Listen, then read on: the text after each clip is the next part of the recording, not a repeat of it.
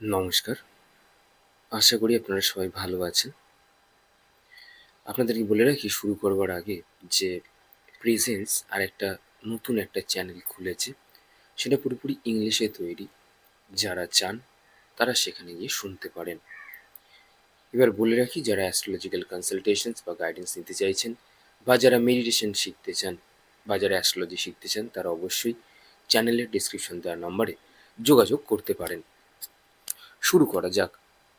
আজকের টপিক অনুযায়ী ঈশ্বর কেন আপনাকে নীরবতার মধ্যে দিয়ে নিয়ে যান। আজকে আমরা চেষ্টা করব ৯টি এরকম পয়েন্ট তুলে ধরার, যেগুলো দেখে আমরা সাধারণত বুঝতে পারবো অ্যাটলিস্ট ঈশ্বর কেন আমাদেরকে নীরবতার মধ্যে দিয়ে নিয়ে যেতে চাইছেন।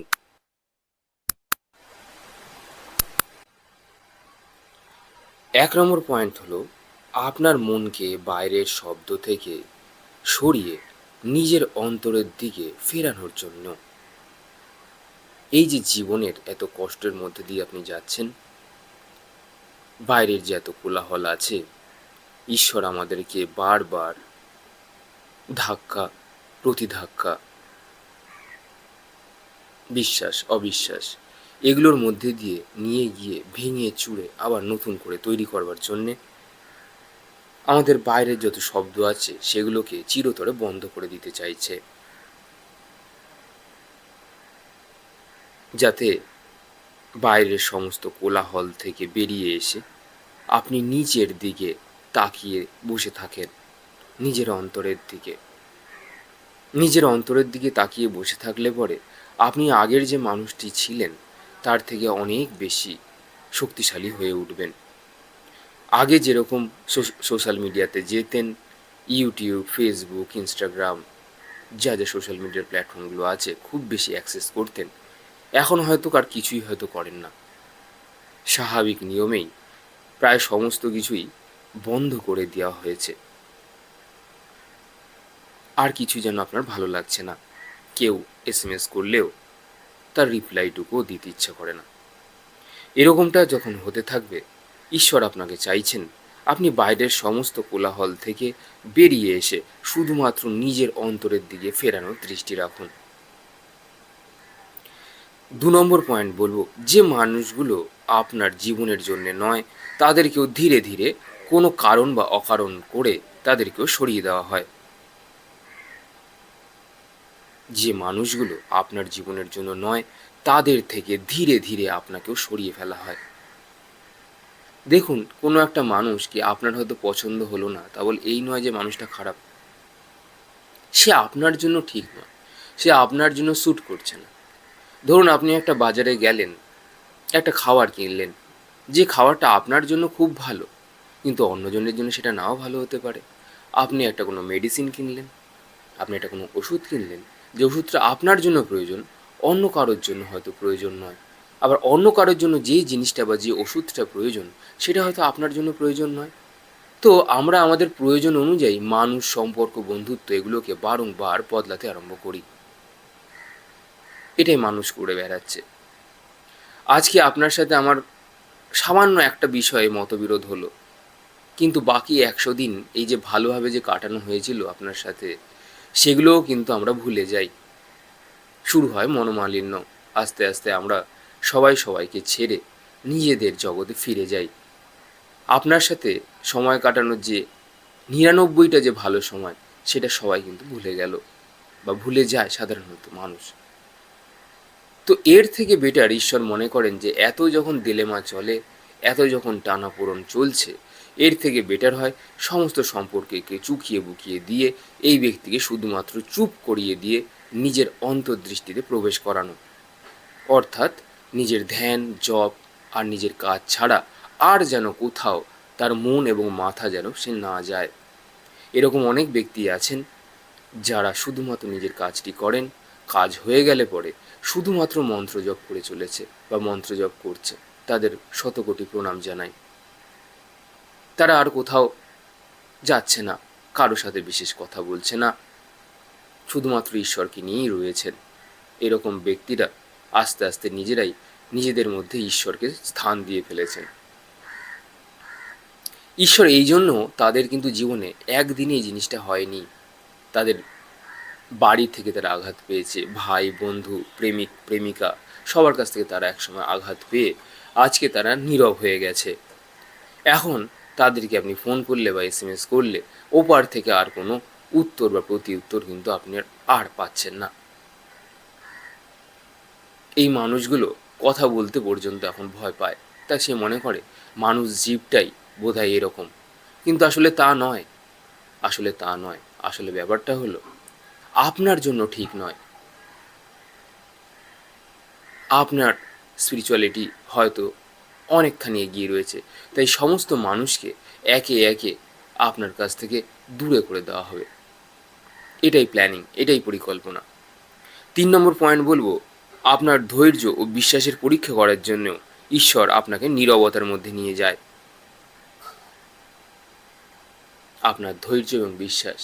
আপনি প্রথম দিন ঈশ্বরকে, ধরুন আপনি শৈব উপাসক, শিবকে ডাকছেন প্রথম দিন, 1 মাস 2 বছর ধরে ডাকছেন, তাও কিন্তু ঈশ্বর আপনার কাছে না স্বপ্নে আসছে, না আপনাকে কোনো রকম ইঙ্গিত দিচ্ছে, কোনো রকম কিছুই সে করছে না। নীরব হয়ে সে বসে রয়েছেন। এখানে ঈশ্বর বোঝাতে চাইছে, আমি তোমার ধৈর্য এবং বিশ্বাসের পরীক্ষা নিচ্ছি। তুমি সবসময় যে বিচারের মধ্যে দিয়ে যে যাও, মানুষকে যে বিচার করো, এই বিচার বুদ্ধিকেও ত্যাগ করো। এগুলো এক ধরনের বিকার।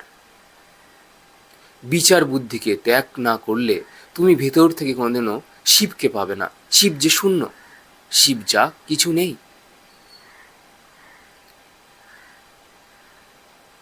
আপনার শিব যখন ভেতরে, ভৈরব যখন জাগ্রত হবে, আপনার চারপাশ সমস্ত কিছু শূন্য হয়ে যাবে। না থাকবে কোনো বন্ধু, না বান্ধব, না কাজ, আর না কোনো সম্পর্ক। শুধুমাত্র আপনি এবং ভৈরব, আর কেউ নয় আপনাদের মাঝখানে। তো ঈশ্বর আপনাকে ঘাত প্রতিঘাতের মধ্যে দিয়ে আপনার যে উত্তরগুলো আছে সেগুলো উনি এখন দিচ্ছেন না। উনি নীরবতার উত্তরে আপনাকে বুঝিয়ে দিতে চাইছেন যে তুমি ধৈর্য এবং বিশ্বাস এর জন্য পরীক্ষা দিচ্ছ। কিন্তু অনেক সময় আমরা সাধারণ মানুষ যারা বুঝতে পারি না, তখন আমরা রেগে যাই, ফ্রাস্ট্রেটেড হয়ে যাই, তখনই আমরা ফেল করে যাই আবার। ধৈর্য আর হলো না। বিশ্বাস, তখন মানুষ মনে করে ঈশ্বর বলে কিছু হয় না। বিশ্বাস ভেঙে যায়। যেরকম মানুষের প্রতি মানুষের বিশ্বাস ভেঙে যায়, কিন্তু মানুষেরই একমাত্র বিশ্বাস ভাঙে, ঈশ্বরের কিন্তু কোনো বিশ্বাস ভাঙে না। আপনার একটু ভালো করে খেয়াল করে দেখবেন বিশ্বাস কাদের ভাঙছে, মান অপমান কাদের হচ্ছে, মানুষেরই হচ্ছে। ঈশ্বরের কি হচ্ছে? না, ঈশ্বরের কিছু যায় আসে না। আপনি একটা শিবের মূর্তিকে সামনে রেখে তাকে আপনি যা খুশি বলে দিতে পারেন, তার কিচ্ছু যায় আসে না। যেদিনকে আপনি সেরকম হয়ে যাবেন, আপনার মধ্যে আর কোনো দ্বন্দ্ব থাকবে না, আপনার মধ্যে আর কোনো বিচার চলবে না, আপনার ভিতরটা যেন এক মহা শূন্য আকাশে পরিণত হবে। অবশ্যই দেবাদিদেব মহাদেব নিশ্চয়ই আসবেন, এটা ব্যক্তিগতভাবে আপনাদেরকে বললাম, উনি নিশ্চয়ই দেখা দেবেন। কিন্তু তার জন্যে আপনাকে আগে সে মহাশূন্যে হাতছানি দিতে হবে। পরের পয়েন্ট, 4 নম্বর পয়েন্ট বলবো, পুরনো জীবনের একটি অধ্যায় শেষ করে যখন নতুন অধ্যায় শুরু করা হয়, সেই সন্ধিক্ষণের মধ্যে দিয়েও আপনাকে প্রচুর ট্রান্সফরমেশন দিয়ে যেতে হয়। ট্রান্সফরমেশন অর্থাৎ ব্যথা এবং বেদনা। তখন আমরা মানুষের প্রতি ভুল, অবিশ্বাস এগুলো আমাদের সাথে শুরু হয়ে যায়। যেখানে যেখানে আমরা বেশি অ্যাটাচড বা অ্যাটাচমেন্ট আমাদের থাকে, সেখান থেকেই আমাদের ডিট্যাচমেন্টের কার্যকলাপ শুরু হয়ে যায়। সে সময় আমাদের মনের মধ্যে গ্রাজেস তৈরি হয়। কিন্তু ধীরে ধীরে আপনি যখন বুঝতে পারেন যে এগুলো আমার জিনিস নয়, তখন আপনি এগুলোকেও পরিত্যাগ করতে শুরু করেন। আপনি তখন বুঝতে শেখেন যে বিশ্বাস এবং সারেন্ডার অর্থাৎ সমর্পণই হচ্ছে গিয়ে একমাত্র পথ, এর থেকে ওপরে আর কিছু নেই। তাই পুরনো জীবনের যে অধ্যায়গুলো আছে, অর্থাৎ বিশ্বাস ও অবিশ্বাস, মান অভিমান, রাগ কান্না, হাসি দুঃখ, সম্পর্ক ভাঙা, যাই থাকুক না কেন, আস্তে আস্তে সেই সমস্ত অধ্যায়গুলো ইতিহাসের পাতায় যেরকম রেকর্ড হয়ে থেকে যায়, আস্তে আস্তে সেগুলোই রেকর্ড হয়ে আপনি রেকর্ডকে ছাড়িয়ে দিয়ে সামনের দিকে এগিয়ে যান, ঈশ্বরের খোঁজে, পরমাত্মার খোঁজে। ঈশ্বরের ভক্তির খোঁজে। আপনার মুখে শুধু শিব নাম থাকে, যখন কাজ করছেন তখনও আপনি তারই নাম জপে যাচ্ছেন। যারা শিবকে ভালোবাসে তারা শিবকে ডাকছে, আর যে মানুষ যা তার ইষ্টদেব যে বা যিনি আছেন তাকেই সবসময় স্মরণ করছেন। সেখানে অন্য মানুষের আর কোনো জায়গা নেই, তার মনে অন্য কোনো মানুষের আর কোনো জায়গা নেই। এটাই হচ্ছে প্রকৃত ভালোবাসা। যে যাকে ভালোবাসে তার সম্পর্কে সে দিবারাত্র ভেবে চলে। আমরা আমাদের চিন্তাভাবনাগুলোকে এই জন্য নিয়ন্ত্রণ করতে পারি না, কারণ আমাদের কোনো ভালোবাসার কোনো মানুষ নেই। আর সেই ভালোবাসার মানুষ হলো একমাত্র পরমেশ্বর শিব, বা একদম দেবাদিদেব মহাদেব, বা আপনার যিনি ইষ্টদেব আছেন বা যিনি গুরু আছেন, একমাত্র তার চিন্তন মনন ছাড়া আপনি কোনোদিনও প্রকৃত ভালোবাসা কি মানুষের মধ্যে কিন্তু আপনি খুঁজে পাবেন না। হ্যাঁ, অনেকে বলবেন যে আপনি কি ভালোবেসেছেন? সবচেয়ে বড় সেই ভালোবাসে যে ব্যক্তি ঈশ্বরকে ভালোবাসে। মানুষের সাথে বাগ বিতণ্ডা বিবাদ এক সাধকেরও থাকবে, সারা জীবন থাকবে, কিন্তু ঈশ্বরের সাথে কোনোদিনও থাকবে না। তাই মনে অন্য কোনো মানুষকে জায়গা না দিয়ে তার বদলে যদি ঈশ্বরকে জায়গা করে দেওয়া যায় এবং তাকে রিপ্লেস করে দেওয়া হয়, ইউনিভার্সের সমস্ত শক্তিকে ওই সেই ঈশ্বরকে দিয়ে কন্ট্রোল আর মেরে,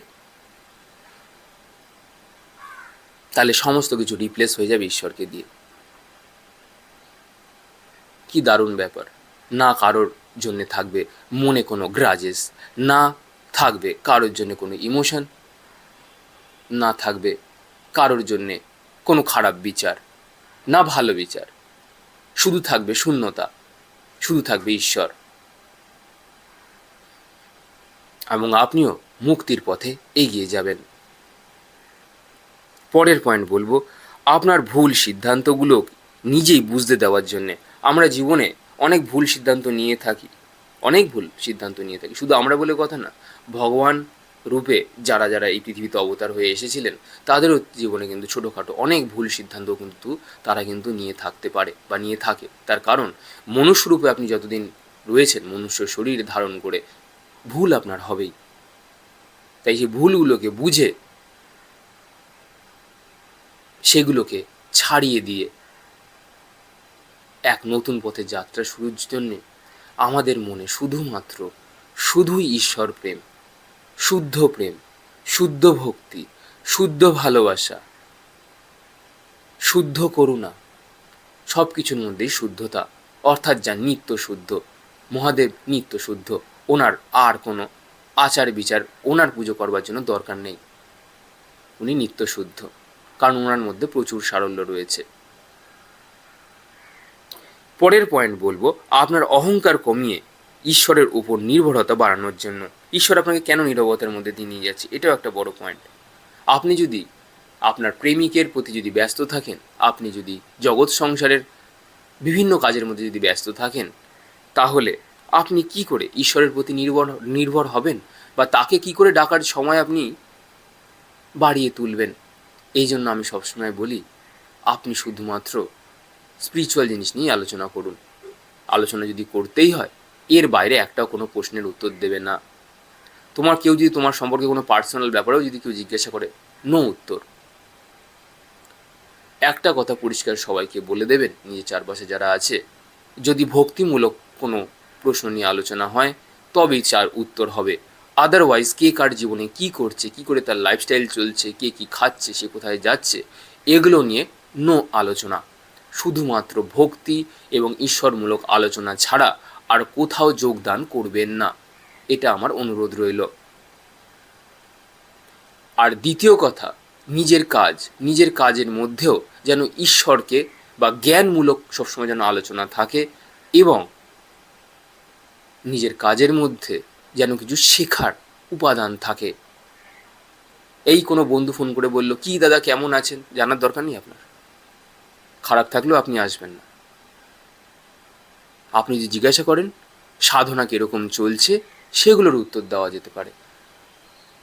কি করলে আরও বেটারমেন্ট হবে সাধনা, সেগুলো নিয়ে আমরা কথা বলতে পারি। আলাদা কোনো বিষয় নিয়ে কারো সাথে কথা বলবেন না, এতে আপনারই আত্মার অবনতি হবে।